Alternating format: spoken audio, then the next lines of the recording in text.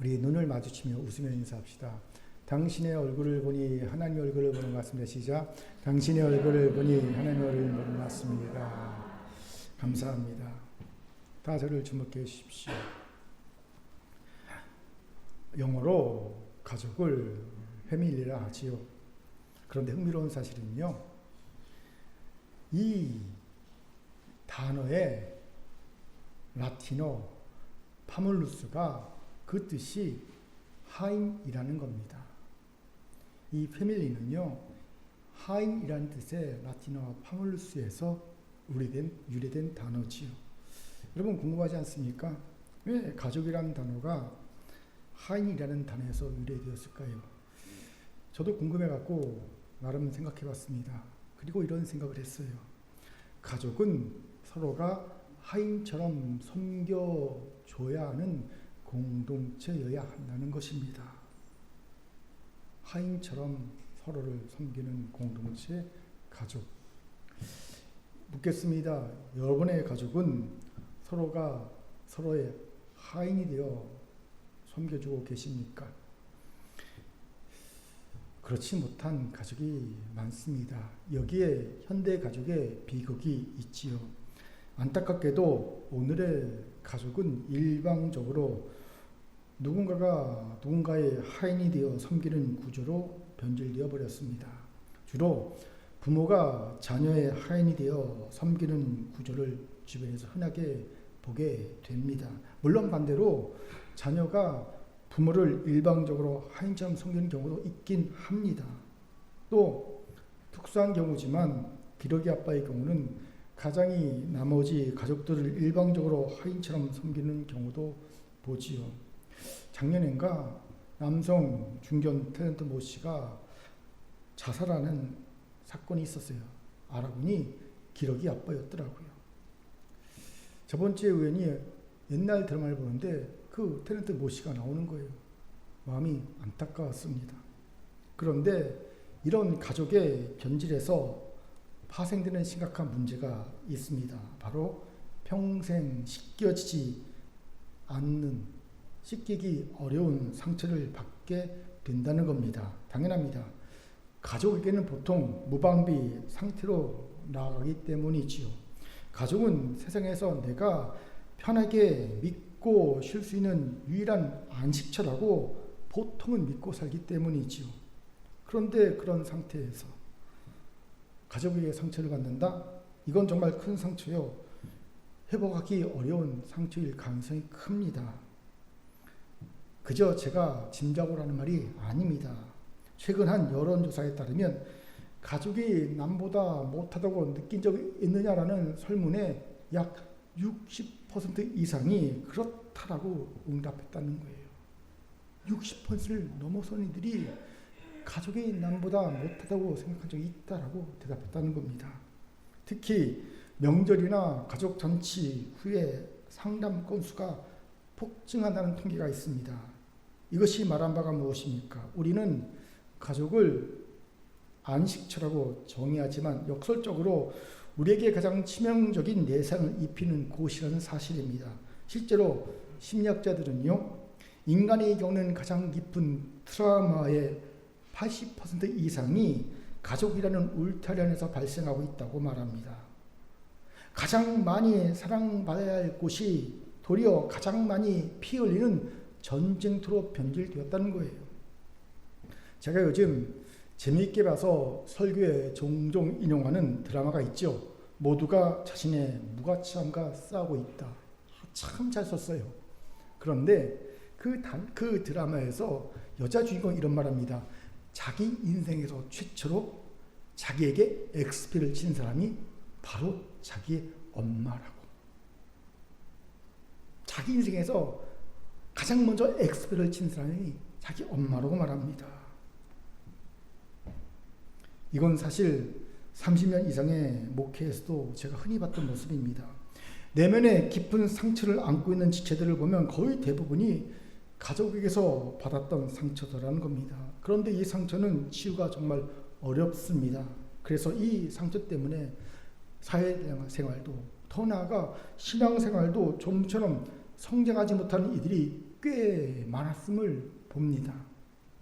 하지만 여기에 놀라운 반전이 숨겨져 있습니다. 하나님의 역사입니다. 무엇일까요? 가족이 준 치명적인 상처를 극복하기만 하면 그는 누구보다도 더 성숙한 신앙적을 가진 큰 하나님의 일꾼으로 변화될 수 있다는 거예요. 다윗이 그런 사람이 아닙니까? 그는 시편에서 내 부모가 나를 버렸다라고 고백합니다. 그냥 하는 말이 아니라 진짜 가족에게, 특히 부모에게 버림받은 아이가 다윗이었습니다. 생각해 보세요. 당시 동네에서 가장 천대받던 직종 목동입니다. 그 목동 일을요 아들에게 시켰어요. 목동은요 위험합니다. 들에서 곰과 사자와 이리에게 양을 지키느라 싸워야 되는 직종입니다. 천한 직종이고요 위험한 직종입니다. 그걸 아들에게 시킨 겁니다. 또 아이들요 전쟁터에 도시락 심부름 시킵니다. 형들 안부 물어보라고. 저 같으면 근처도 못 가게 할 것 같은데. 또 사무엘 선지자가 아들들 부르할 때 다윗만 쏙 빼고 안 부르지요. 그러니 내 부모가 나를 버렸다라고 한 말이 헛말이 아닙니다. 버렸다고 번역한 히브리어 아자브는요 단순히 관심을 쏟지 않았다는 뜻이 아닙니다. 이건 완전한 방치, 포기, 고립이란 단어의 뜻의 단어입니다. 다윗은 버렸다라는 단어를 통해 부모라는 가장 안전한 울타리마저 자신을 방치하고 내놓은 자식처럼 여겼던 그 처절한 고립감을 표현하고 있는 겁니다. 그런데 이런 다윗이 그 상처를 극복합니다. 그 증거가 뭔지 아십니까? 같이 사무엘상 22장 1절 읽어봅시다. 같이 읽겠습니다. 시작. 그러므로 다윗이 그것을 떠나 아둘람굴로 도망하며 그의 형제와 아버지의 온 집이 듣고 거리로 내려가서 그에게 이르렀고. 보세요. 다윗은 사울왕이 자기를 죽이려 하자 광해 아둘람굴로 도망을 치지요. 그런데 혼자만 피신하지 않았습니다. 다윗은 자신을 버린 아버지와 형제들과 온 집을 다 아둘람굴로 피신시킵니다. 본문은 자칫 가족들이 스스로 알아서 다윗에게로 피신해 온 것처럼 오해할 수 있어요. 하지만 다윗이 알려주지 않고서야 어떻게 다윗이 있는 것을 알았겠습니까? 당시 사울왕은요 다윗을 죽이려고 혈안이 되어 있던 때입니다. 이런 위급한 상황에서 자칫 친족 중에 누구 하나가 배신하여 사울왕에게 고발이라도 하면 죽을 수 있는 위험이 있는 상황 속에서 다윗은 가족을 챙긴 겁니다. 이것이 다윗이 가족에게서 받은 상처를 극복했다는 증거지요. 그리고 하나님은요 여기서부터 다윗을 이스라엘의 지도자로 세우십니다. 인정받게 하십니다. 이어지는 사무엘상 22장 2절을 같이 읽겠습니다. 시작. 환난 당한 모든 자와 빚진 모든 자와 마음이 원통한 자가 다 그에게로 모였고 그는 그들의 우두머리가 되었는데 그와 함께한 자가 400명 가량이었더라. 아멘. 이스라엘에서 상처받은 이들이 다윗의 아둘람굴로 모여들어 다윗을 그들의 지도자로 세웁니다. 다윗 왕국을 이루는 소속 역할을 한 그 유명한 아둘람굴 공동체가 여기서부터 시작됩니다. 시작은 다윗이 자신에게 상처를 준 가족을 품목기에 가능했다는 거예요. 그렇게 사랑하는 큰교회 성도 여러분, 가장 의지가 되고 안식처가 되어야 할 가정 내에서 큰 상처를 입었습니까? 그리고 그 상처로 인해 여전히 뭔 일만 있으면 아프고 힘듭니까? 마치 월남전에 참석에 참여했다가 입은 총상으로 인해 비만 오면 다리가 저리고 아픈 상위 용사처럼 말입니다. 그런 분이 있다면 고생하고 계십니다. 하지만 기억하십시오. 그 상처를 극복하기만 하면 우리는 다윗과 같은 하나님의 마음에 합한 자, 상처받은 자들을 치유하고 구원하여 하나님 나라의 큰 용사로 세울 수 있는 자가 될 것입니다. 오늘 이 은혜가 우리 모두에게 있기를 바랍니다. 아멘. 자, 저를 따라합시다. 가족에게 받은 상처에 옆분과 인사합시다. 숨겨두신 은혜를 발견합시다. 시작. 숨겨두신 은혜를 발견합시다. 그런데 우리는 놀랍게도 다윗보다 대략 70년에서 100년 전의 사람에게서도 다윗과 같은 모습을 발견하게 됩니다. 바로 본문의 여자 다윗 한나지요. 어떻게 이런 말을 할 수 있습니까? 한나가 가장 큰 상처를 받고 있던 것도 다윗처럼 가정이었고요. 그럼에도 그녀는 그 큰 상처를 극복하고 가족을 품었을 뿐만 아니라 2장에서 보게 되는 소위 한나의 찬송을 통해 신약의 마리아의 찬송과 비견될 만한 찬송의 주인공이 됩니다. 더 나아가 메시아 예수 그리스도를 통한 하나님의 구원과 해방을 예언하는 예언의 주인공이 되고 있음을 보기 때문이죠. 엄청난 변화가 아닐 수 없어요. 이 내용을 모르는 분이 있을 것 같아 잠깐 소개합니다. 한나의 남편은 에브라임 산지에 살던 엘가나였습니다.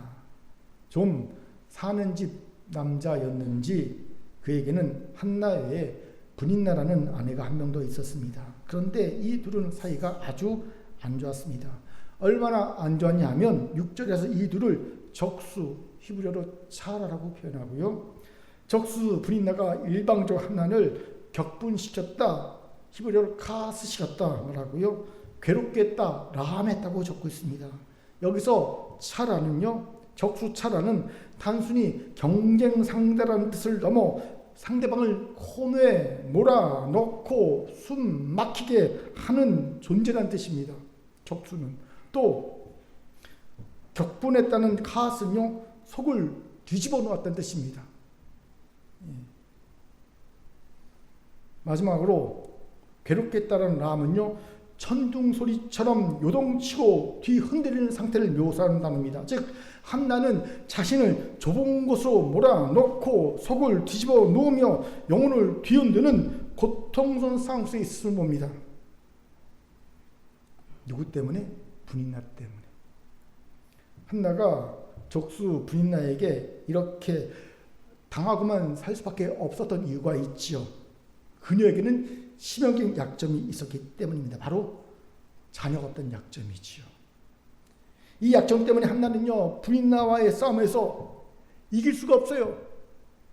막 말싸움하다가도 아들도 없는 년이 그러면 깨갱하는, 돈도 없는 것이 깨갱하는 것이,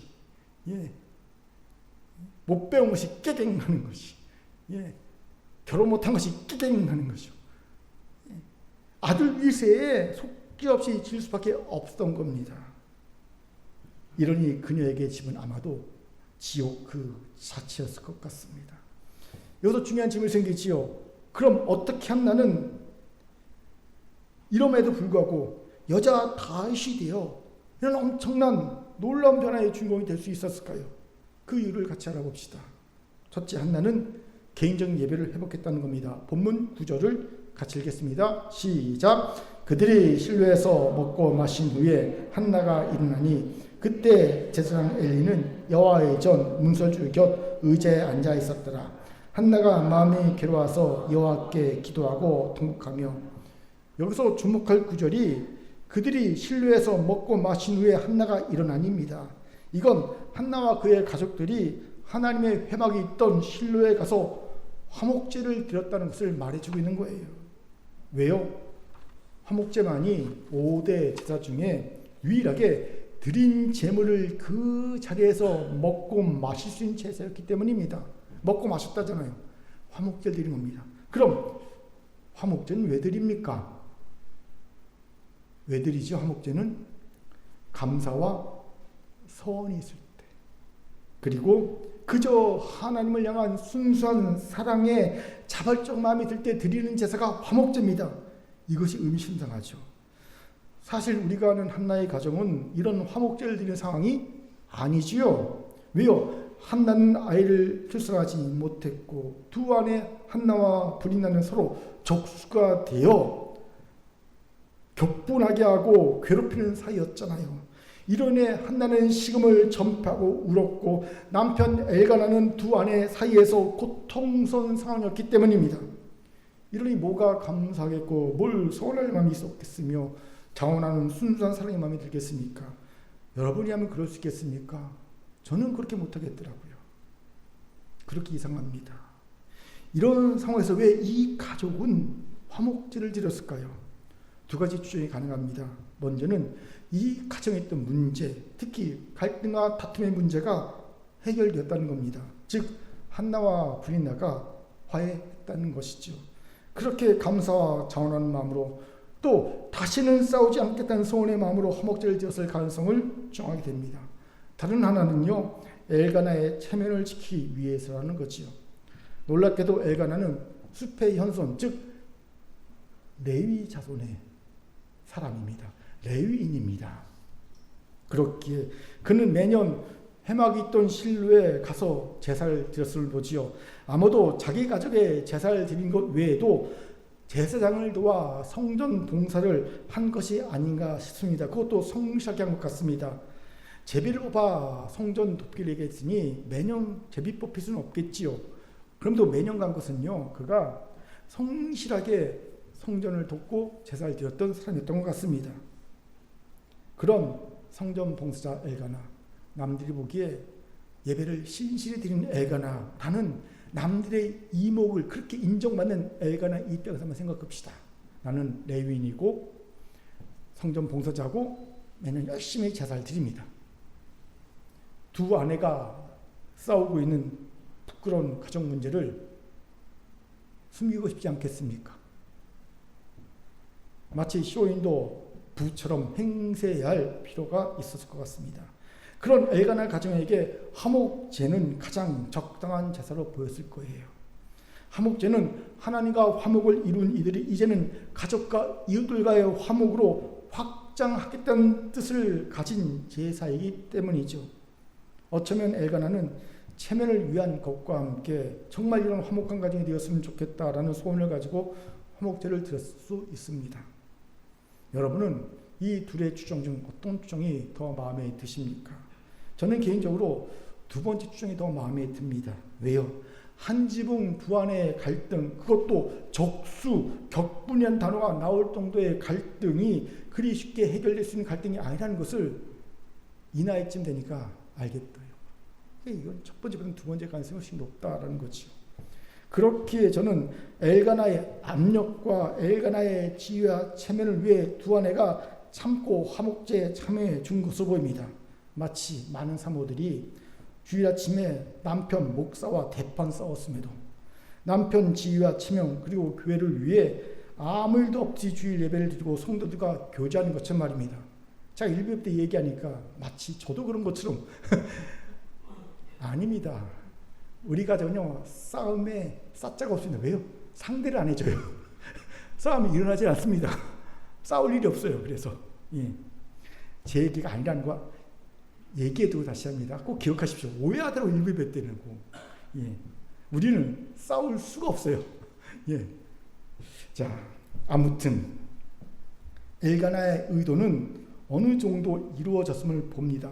아무 문제 없이 한나도 브린나도 화목제에 참여했고요.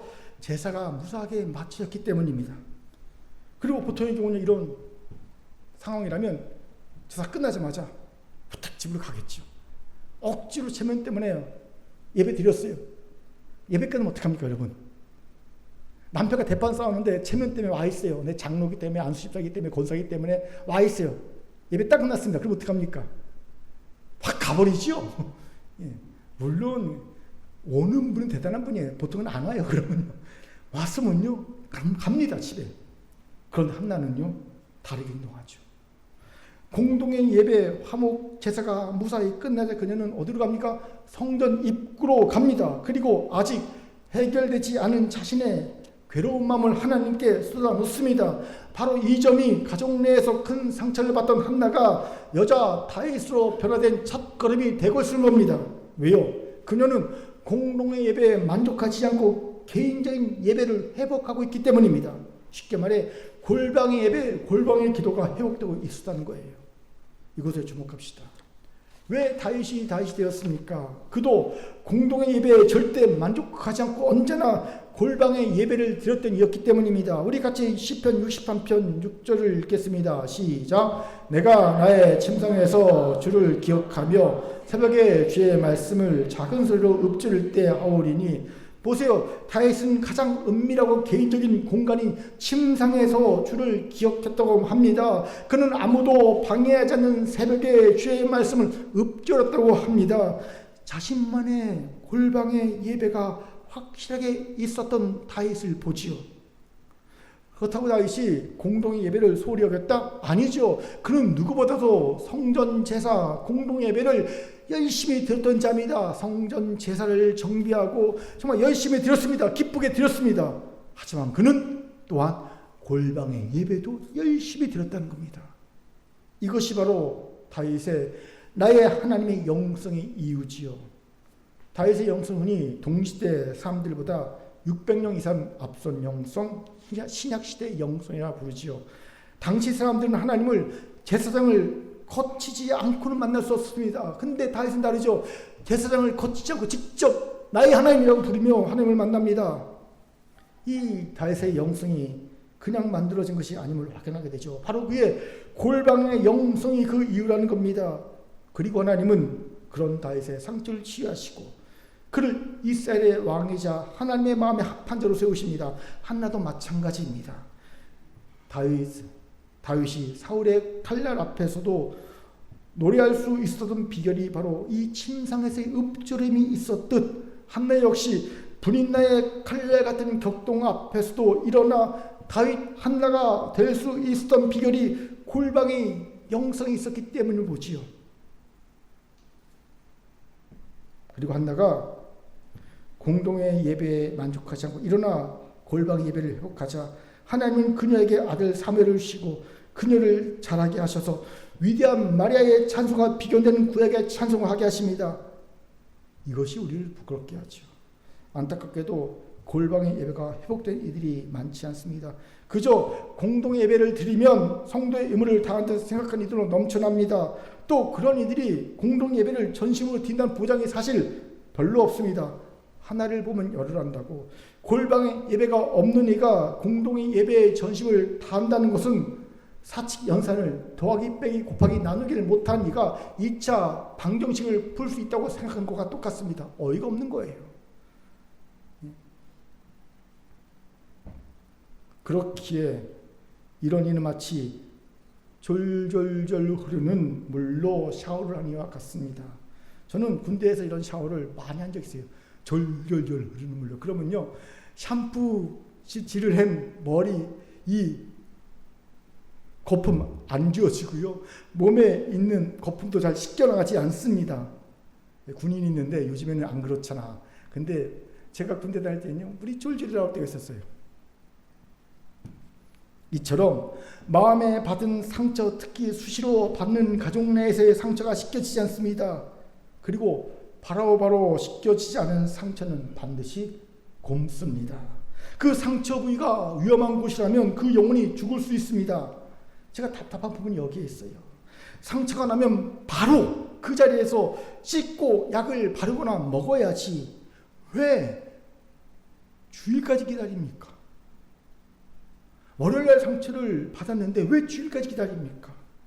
골방 예배를 하지 않고 주일에 와서 예배를 드리는 이가 바로 이런 답답한 이들입니다. 결코 상처에서 벗어날 수 없습니다. 더군다나 우리에게는 대적 사탄이 있지 않습니까? 대적 사탄은 우리의 상처가 씻겨지고 아무는 것을 결코 좌시하지 않습니다. 제가 예전에 이런 영상 본 적 있어요. 아마 여러분도 봤을 겁니다. 수영장 야외 샤워실에서 남자가 샴푸로 머리를 감고 있었어요. 그때 한 개고진 친구가 머리를 감느라 눈을 감고 있던 친구 머리 위로 올라가 계속 친구 머리로 몰래 샴푸를 붓더라는 거죠.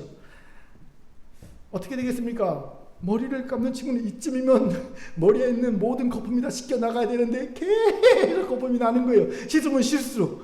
근데 눈을 뜰 수가 없으니까 눈을 감으지 계속 씻고 있는 웃긴 영상을 본 적이 있습니다. 이 머리 위로 샴푸를 붓는 존재가 바로 대적 사탄입니다.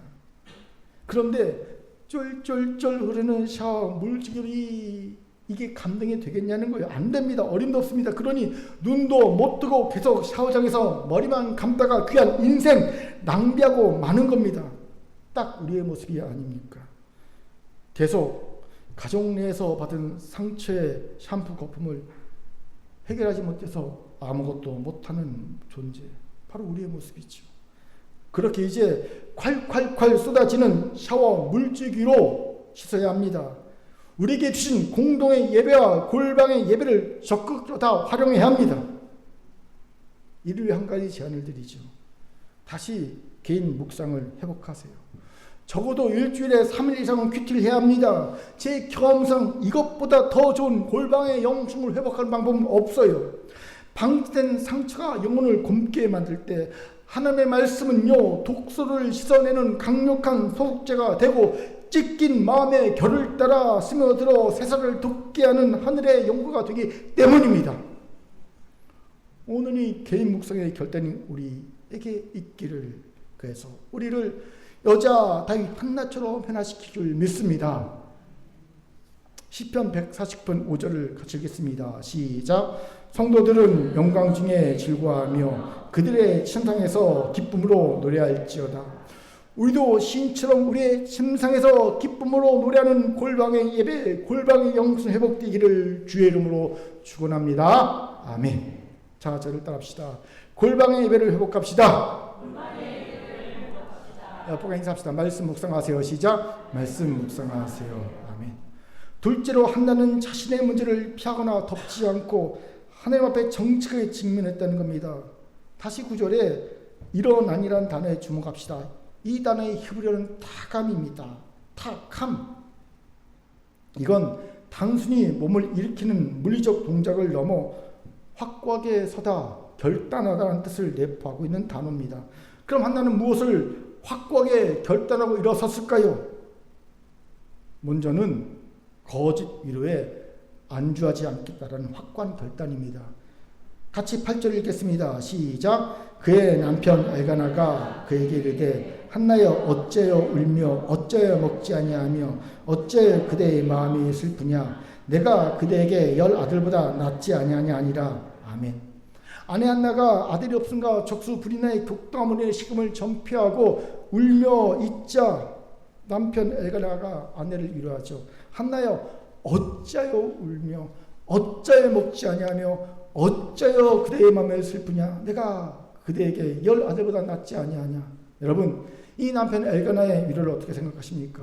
다정한 남편, 아내를 진정으로 사랑하는 남편 느끼십니까? 그래서 우리 남편은 이 엘가나 반만이라도 닮았으면 좋겠다라는 생각이 드십니까? 그렇다면 완전 속은 겁니다.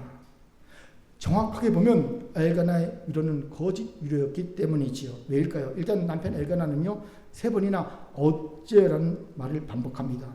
전혀 아내의 슬픔을 공감하지 못하고 있다는 뜻이지요. 도리어 슬퍼하는 아내를 책망합니다. 내가 2배의 재물을 주며 그렇게 사랑했는데도 부족해서 슬퍼하고 우는 거야 라는 책망을 들리지 않습니까? 이건 돈만 많이 벌다 주면 아내를 사랑하는 것이고 남편은 무슨 짓을 해도 괜찮다는 식의 말과 뭐가 다릅니까? 아, 그래도 우리 남편 돈이라도 많이 벌어졌으면 좋겠다. 그런 생각이 듭니까? 예. 한 50대, 60대는 그렇더라고요. 다른 거 필요 없다. 돈만 많이 벌어다 달라. 예. 안타깝습니다. 아무튼. 또한 남편 엘가나의 말은 아내가 슬퍼하며 우는 문제의 근본 원인을 이해하지 못하고 있는 무지와 뻔뻔함의 소치입니다. 생각해 보세요. 한나가 아들이 없다는 것은 어쩔 수 없다 쳐도 사랑하는 한나 외에 다른 아내를 둔 것 자체가 이미 한나에게는 씻겨지지 않을 상처를 준 겁니다. 거기에서 이 모든 사달이 나오고 있지 않습니까? 그런데 어째라니요? 이건 자기 성탈도 없고 아내의 마음도 모르는 무지와 뻔뻔함 그 자체가 아닐 수 없습니다. 그런데 여기서 중요하게 봐야 할 것이 있어요. 이런 위로는커녕 상처만 주는 무지함과 뻔뻔함의 극심 말을 왜 남편 엘가나가 아내에게 하고 있을까요? 아무런 거리낌도 없이. 지금까지 그런 거짓 위로가 아내 한나에게 먹혔다는 거예요. 즉 한나가 말도 안 되는 남편의 거짓 위로에 위로를 받고 거짓 안주하고 있었던 겁니다. 그리고 남편 엘가나는 화목제를 통해 이 거짓 위로를 아예 막 못을 박으려고 거짓 위로의 정점을 찍으려 했을 겁니다. 더 이상 아무 말도 하지 마. 화목제 드리고 끝이야. 이제 더 이상 싸우면 안 돼. 나 괴롭게 하면 안 돼. 정점을 찍으려 했죠. 그렇게 9절에 탁함은 한나가 남편이 그동안 주었고 그녀가 안주하고 있었던 거짓 위로를 벗어나 자신의 문제를 정면으로 증명하려는 결단에 일어남이었다는 거예요. 어떻게 이럴 수 있을까요? 한나는요. 사람은 보통 고통의 근원을 해결하기보다는 그저 진통적 위로에 안주하려는 경향이 크지 않습니까? 다른 곳에 예를 찾을 필요 없이 한국교회의 고질적 문제가 이것이 아닙니까? 성도들이 교회에 와서 위로받기를 원했어요.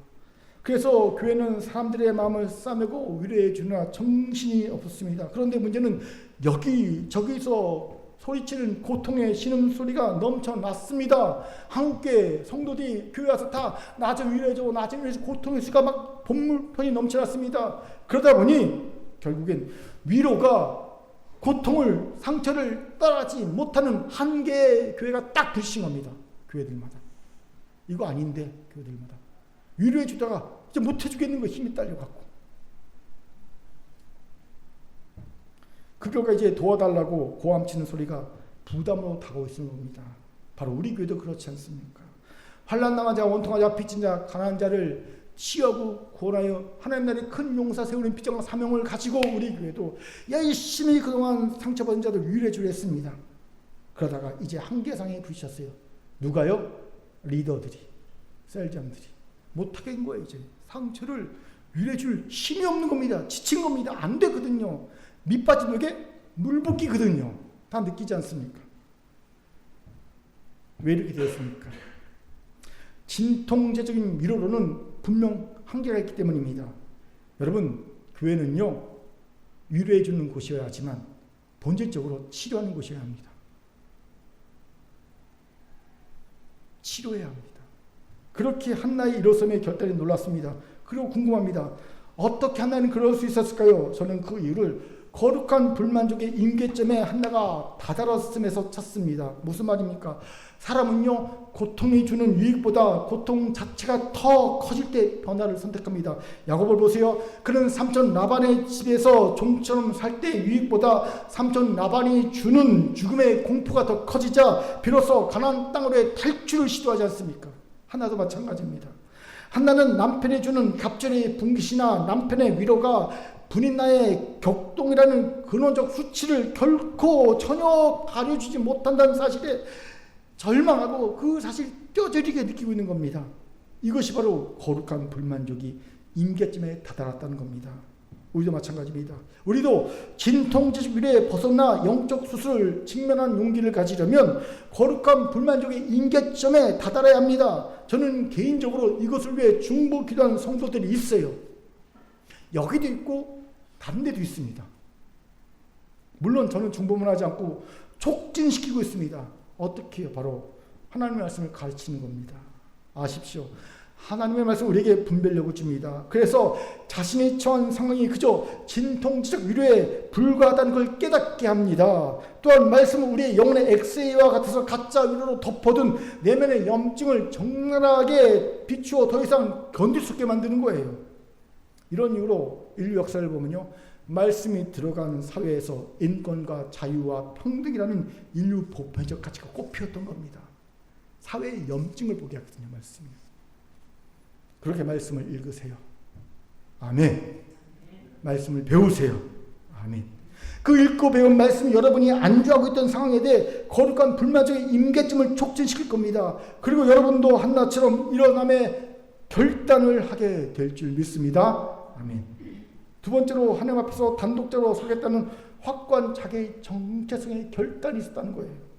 무슨 말입니까? 한나가 일어났다 탁함했다는 것은 단순히 장소를 옮기는 것이 아니라 자신의 정체성을 재정의했다는 의미입니다.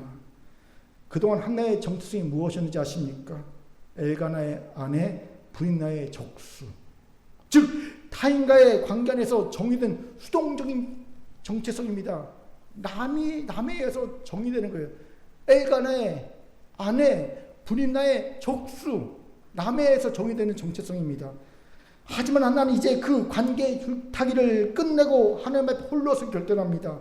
그리고 이 한나의 결단이 그녀의 진정한 자아를 찾게 했을 겁니다. 생애 철학자 키르케고르가 이런 말을 하죠. 인간이 진정한 자아를 찾는 유일한 길은 대중이나 관계 속에 숨지 않고 하나님 앞에 홀로 서는 단독자가 되는 것이다. 한나가 바로 그 길을 택한 겁니다. 그 증거가 본문 12절에 있습니다. 같이 읽습니다. 시작. 선하여 이르되 만군의 여호와여, 만일 주의 여종의 고통을 돌보시고 나를 기억하사 주의 여종을 잊지 아니하시고 주의 여종의 아들을 주시면 내가 그의 평생에 그를 여호와께 드리고 식도를 그의 머리에 대지 아니하겠나이다. 한나가 쟤는 어떻게 부릅니까? 3번이나 반복해서 주의 여종이라고 자신을 부릅니다. 엄청난 정체성의 전환입니다. 그녀는 엘가나의 아내라는 보호막을 내려놓고 있습니다. 그녀는 브린나의 적산 정체성 쏙 깨버리고 있습니다. 그리고 그녀는 자신을 하나님의 종이라고, 하나님의 소유라고 말합니다. 자신의 존재의 목적을 발견하고 있는 겁니다. 이것에 주목합시다. 우리가 왜 사람의 말 한마디에 영혼이 천둥치듯 요동람합니까? 왜 작은 상처 속이 뒤집어집니까? 가스합니까? 아직 우리의 정체성이 사람에게 매였기 때문입니다. 저 사람이 나를 어떻게 볼까? 나를 무시하는 것이 아닐까? 라는 수평적 관계에 매몰되어 있을 때 이런 일이 벌어집니다. 부끄러지면 저도 주일마다 이것 때문에 싸웁니다. 나는 오직 주의 말씀만을 증언하는 통로다라는 정체성이 확고하면요, 사람들이 뭐라 하건 제 마음에 흔들리지 않습니다. 그런데 이 정체성 싸움에서 지게 되면 자꾸 사람 눈치를 봅니다. 오늘 말씀이 너무 어려웠나? 너무 길었나? 성도들이 시험 들면 어쩌지? 그리고 의기소침해집니다. 하나님의 말씀의 종이 아닌 사람의 종이 되는 순간이죠. 그렇게 한나가 놀랐습니다. 그녀는 오랫동안 자신을 묶고 있던 그 수평의 관계를 끊고 수직의 관계로 비상했기 때문입니다. 남편의 위로가 없어도, 비록 대적 부인과의 격동함이 있어도 나는 하나님의 여종이라는 겁니다. 단독자로서는 확신을 갖게 된 겁니다. 그 확신이 그냥 일으켜 세운 겁니다. 다 감하게 한 겁니다. 다윗이 사울의 추격을 받으면서도 아둘람굴에서 하나님을 향한 단독자로 섰을 때 그가 왕으로 빚어졌듯이 한나 역시 성소 문설주 곁에서 단독자로 서는 순간 이미 하나님의 종, 여자 다윗으로 빚어졌을 봅니다. 사랑하는 성도 여러분, 이제 자신에게 물어보세요. 여러분 자신의 정체성은 무엇입니까? 누군가의 부모, 누군가의 자녀, 혹은 직장에서의 직급입니까? 이 모든 것은 사실 그저 껍데기일 뿐입니다. 이 모든 껍데기를 벗고 하나님 앞에 하나님의 자녀란 단독자로 서십시오. 그때 비로소 사람의 위로가 필요 없는 하늘의 위로로 충만한 진짜나 하나님의 사랑스러운 자녀, 하나님의 일꾼, 나를 만나게 될 겁니다. 우리도 한나처럼 한나가 될 줄 믿습니다. 아멘. 자, 저를 따릅시다. 문제를 직면하여 겉 위로를 넘어 옆분과 이렇게 위로해 줍시다. 단독자로 하나님 앞에 섭시다. 시작. 단독자로 하나님 앞에 섭시다. 아멘. 셋째, 가정 내에서 큰 상처를 받아 고통 속에 있던 한나가 여자 다윗 한나로 변화된 결정적 이유는 그녀가 하나님과 심정을 통함으로 자아의 중심이 이동했기 때문이라는 겁니다. 무슨 말입니까? 신약에서 인지적 재구조화라는 개념이 있어요. 인지적 재구조화. 이는 외부의 상황을 바꿀 수 없을 때 그 상황을 바라보는 시각을 바꾸는 거예요. 내 시각을 바꾸는 거예요. 관점을 완전히 새롭게 구상하는 것을 말합니다.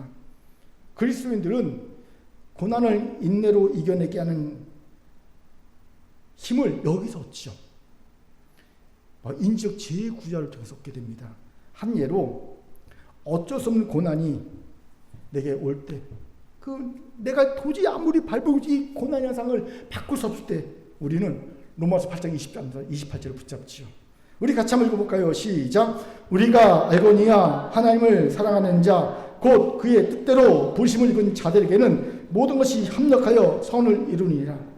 우리는 이 말씀을 붙잡고 지금 내가 어쩌지 못하는 고난도 결국 하나님이 합력하여 선이 되갈 것을 굳게 믿고 고난을 이길 힘을 얻습니다. 아멘. 이게 인지적 재구조화예요. 이런 인지적 재구조화를 어떤 이들은 뇌가 우리의 행복을 위해 우리를 속이는 것이라고 주장하기도 하지만 저는 전혀 다르게 생각합니다. 이건 하나님이 주신 은혜입니다. 왜요? 이 인지적 재구조가 있게 우리는 고난 뒤에 숨겨준 하나님의 뜻, 섭리, 은혜를 발견하거나 그 고난을 버틸 힘을 얻기 때문입니다.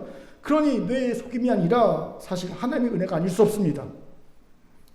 이런 인지적 재구조화가 한나에게서 보인다는 겁니다. 바로 한나의 기도가 그 과정입니다. 한나가 기도를 시작할 때 그 중심은요, 자녀 없는 나를 괴롭히는 분인 나, 그리고 자신에게 결핍을 준 이해할 수 없는 하나님이었습니다. 그 중심이 이것이었어요. 하지만 통곡의 기도를 통해 하나님과 심정을 통하자 그녀의 인지체계가 재구조화되기 시작합니다. 그리고 자의 중심이 이동합니다. 왜일까요? 간단합니다. 인지체계가 바뀌면 마음의 무게의 중심이 이동하기 때문입니다. 저를 예로 들면 제가 타인의 시선에 쉽게 요동을 칠 때의 자의 중심은 나의 결핍과 타인의 시선에 있을 때입니다. 그럼 제가 나는 사람의 종이 아니라 하나님을 기쁘시는 하나님의 종이야라는 인지체계로 재구조합니다. 그럼 이때부터 내 자아의 중심은 어떻게 하면 하나님을 기쁘시게 할까? 이 설교를 통해 성도들을 기쁘게 하는 것이 아니라 어떻게 하면 내가 설교를 하면서 하나님을 기쁘게 할까 바뀌어버리는 거예요. 여러분, 저는 설교할 때 여러분을 기쁘게 하려고 설교하지 않습니다. 하나님을 기쁘게 하려고 설교를 하는 거거든요. 바뀌어버리는 겁니다. 그렇게 인지적 재구조화는 반드시 자의 중심의 이동을 만듭니다. 한나의 경우는 나는 아이가 없어 비참해 불인나가 나를 비웃는 게 내 인생의 전부라는 인지체계를 가지고 있었죠. 그렇지만 인지체계가 구조화되자 그는 내 가진 아이의 유무와 상관없이 불인나의 유무와 상관없이 하나님과의 관계에 있어라는 새로운 틀을 갖게 된 겁니다. 이렇게 한나에게 자아의 이동에 있었던 증거가 있어요. 첫째, 상황이 아닌 존재의 변화가 있지요. 본문 18절을 제가 알겠습니다.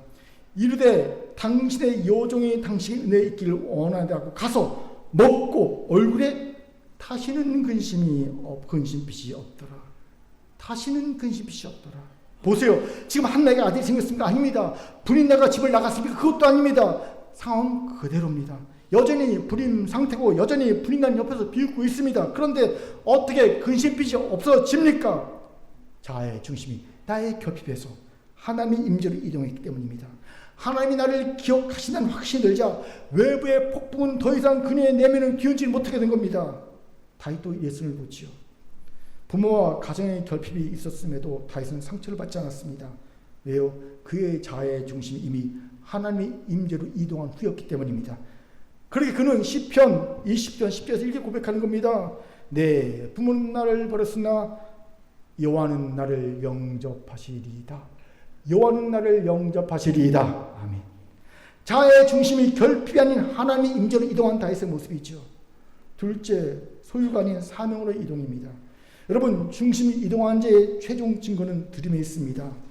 한나는 그토록 원하던 아들 사무엘을 얻었을 때 자신의 품에 끼고 보상받으려 하지 않았습니다. 오히려 젖을 떼자마자 하나님께 사무엘을 기뻐함으로 드립니다. 왜일까요? 이제 한나의 자아의 중심에는 내 아들이 아니라 하나님의 나라가 자리 잡고 있었기 때문이에요. 이러니 나의 결핍을 채우기 위한 수단이었던 아들이 이제는 하나님 나라를 위한 통로로 생각된 겁니다. 이스라엘의 영적 결핍을 채우기 위한 하나님의 합한 자가 된 겁니다. 제가 목회를 하면서 큰 위로를 받을 때가 바로 이런 자아의 중심을 이동을 이룬 이들을 볼 때입니다. 그들은 한결같이 어떻게 하면 주의 기쁨이 될까만을 고민하며 기도한 자들이라고요. 그렇게 드림의 감사가 넘칩니다. 시간을 드림에 은사를 드림에 물질 드림에 감사가 넘칩니다. 사랑하는 성도 여러분, 이것이 바로 상처를 극복한 여자 다윗 한나의 영성입니다. 이런 한나와 다윗에게서 본 자아의 중심 이동이 오늘 우리에게도 일어나길 바랍니다. 이 말인즉 나 목사가 더 큰 위로를 받기로 합니다. 아멘. 여기서 중요한 질문이 생기죠. 어떻게 이런 자아 중심 이동이 있었을까요? 가능할까요? 방법이 15절에 있어요. 바로 내 심정을 통한 것뿐이오니 라는 한나의 말입니다. 이 말을 지각하면 나의 영혼을 쏟아 부었습니다. 내 펫이 샤파크입니다. 내 영혼을 쏟아 부었습니다. 그렇게 심정에 통했다는 말은 단순히 고민의 이야기를 고민하는 부분을 이야기한 수준이 아닙니다. 자신의 내면의 고통, 슬픔, 그리고 존재 자체를 하나님 앞에 전부 쏟아내어 자신을 완전히 변해 상태를 있다는 말입니다. 내가 내 영혼의 존재를, 내 영혼의 고통의 모든 걸 다 하나님에 쏟아 부었습니다라는 뜻입니다. 이때 인지적 재구조가 실도 자아의 중심 이동합니다. 마치 이와 같습니다. 다윗이 밧세바의 사이에서 아들을 낳았죠. 그런데 아들이 죽을 지경입니다. 그래서 다시 어떻게 합니까? 무려 7일 동안 금식하며 울며 기도합니다. 그런데 아들이 그만 죽지요. 그때 신하들이 놀랍니다. 야, 아들이 살았을 때도 저렇게 금식하며 울던 왕이 아들이 죽었다면 큰일 났다. 죽을 것 같다. 그때 다윗이 그 소식을 듣습니다. 아들이 죽었어. 그러자 씻고 하나님께 경배하고 음식을 차려하고 옷을 입고 밥을 먹습니다.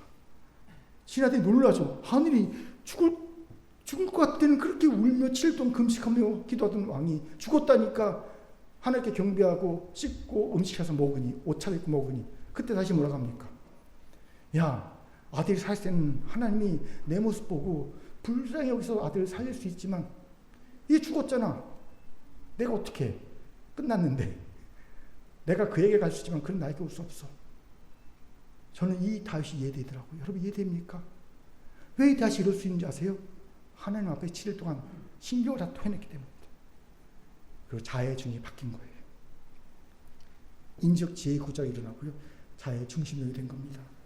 저는 실제로 이런 일도 봐왔어요. 오랫동안 사귄 남자와 헤어진 여자가 있었어요.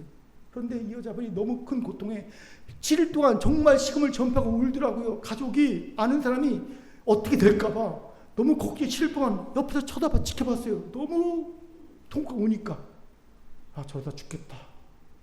그런데 놀라운 일이 벌어졌어요. 7일이 딱 지나자 언제 그랬는 듯이 마음이 호락호락한 마음으로 미래에 대한 새로운 희망을 품기 시작하다는 거지. 7일 만에. 그렇게 죽을 듯 울더니까. 왜 그런지 아세요? 다 쏟아낸 거예요. 신명하게 다 토한 겁니다. 그러면 자아의 중심 이동합니다. 한나가 이렇게 자아의 중심 이동시킨 겁니다. 그리고 다윗이 하나님이신 충만함으로 모든 외부의 폭풍을 잠재웠던 한나 역시 하나님이신 충만함으로 모든 외부의 폭풍, 상처와 분이나를 이겨냅니다. 그렇게 사랑하는 긍휼의 성도 여러분, 나도 한나처럼 가정 내에서 어떤 큰 상처를 입었다 해도 여자 다윗이 되고 싶습니까? 그렇다면 이제 하나님 앞에서 심정을 통하세요. 다 쏟아내세요. 나는 하나님 앞에서 심정을 통하느라 눈물 흘렸던 여성분들 여러 번 봤어요. 심지어 어떤 분은요 막 울다가 콧방울이 이렇게 생기더라고. 너무 심정을 통하다 보니 콧방울이 이렇게인데 이렇게 콧방울이 생기도 모르고 울더라고요. 그런데 그 모습이 그렇게 아름답고 귀해 보이더라고요. 하나님이 그렇게 보셨기 때문입니다.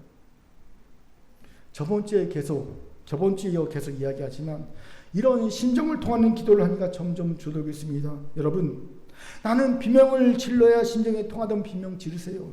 나는 조용히 혼자 울면서 기도해야 심정이 통하다면 그렇게 기도하세요. 뭐든 좋습니다. 춤을 춰도 좋고 바닥에 뒹궈도 좋습니다. 하나님과 심정만 통하세요. 다 쏟아내세요. 그러면 됩니다. 그러면 우리도 한나처럼 어떤 상처도 불구하고 다윗 한나가 되어 하나님 나라의 귀한 일꾼이 될 줄 믿습니다. 아멘. 자, 저를 따릅시다. 하나님과 심정을 통하여 자아의 중심을 이동합시다. 이제 말씀 마치죠. 사회학자 셔리 터클은 그에 져서 외로워지는 사람 돼서 함께 있되 홀로 있는 언론 투게더의 현상을 경고합니다. 바로 오늘날 비극적인 가족의 모습이 아닙니까? 그런데 가족의 비극은 이에서 멈추지 않습니다. 서론에서 언급한 대로 우리에게 가장 치명적인 상처, 평생 잊히지 않는 상처를 주는 것 또한 가족이기 때문입니다. 그렇게 이제 방법은요 한 가지밖에 없어요. 우리가 여자 다윗 한나가 되는 것밖에 없습니다. 상황은 안 변합니다. 내가 변해야 합니다. 내가 여자 다윗 한나가 되어야 합니다. 어떻게 우리가 그 치매적 상처를 딛고 여자들이 하나로 일어설 수 있을까요? 첫째, 골방 예배를 회복합시다. 공동체 식탁에 머무지 말고 나만의 성소에 나가 하나님과 대면하는 기도의 샤워 물줄기압에 아래 섭시다. 둘째, 거짓 위로를 넘어 단독적으로 섭시다. 세상이 주는 진통제 같은 위로에 앉아지 말고 내 상처를 정직하게 직면하여 하나님 앞에 홀로 서는 결단이 필요합니다. 셋째, 심정을 통함으로 자아의 중심 이동합시다. 내 아픔을 쏟아낼 때 인지체계가 재구조되고 나의 결핍은 하나님 임재와 사명으로 옮겨가게 될 겁니다. 마지막으로 나의 결핍을 하나님의 결핍과 연결하여 위대함을 낳은 현대판 한나를 소개하고 마칩니다. 바로 주사랑 공동교회의 이종락 목사입니다. 그에게는 전신마비와 뇌병변을 장애를 가진 아들이 있었어요. 15년 동안 병원에서 아들을 보며 하나님 왜 나에게 이런 아픔을 주셨습니까? 라는 처절한 고통과 결핍의 시간을 보냈습니다. 자녀를 둔 부모로서 겪는 사회적 편견과 고통은요, 한나가 겪었던 태문이 다친 슬픔과 그 격동의 고통과 비교할 수 있을 것 같습니다. 어느 날 교회 앞에 버려진 한 아이를 만나게 됩니다. 그 순간 이 목사는 자신의 아픔을 통해 이 땅에 보호받지 못하고 죽어가는 수많은 생명이 있던 하나님의 결핍과 하나님의 상처를 봅니다. 내 아들이 아픈 이유가 바로 이렇게 아프고 버려진 아이들의 아버지가 되라는 하나님의 부심이었구나 라는 자기 초월이 일어난 겁니다. 이후 이 목사는 자신의 결핍과 상처에 침잠하지 않았어요. 대신 그 상처의 에너지를 생명을 살리는 베이비박스로 승화시킵니다. 그 개인의 상처의 승화가 수천 명의 아이를 살리는 시적 구원의 통로가 된 겁니다. 사랑하는 성도 여러분, 여러분을 괴롭히는 그 상처와 결핍은 여러분을 무너뜨리는 도구가 결코 아닙니다. 그것은 하나님께서 여러분을 여자 다윗 한나로 빚어가시는 거룩한 도구입니다.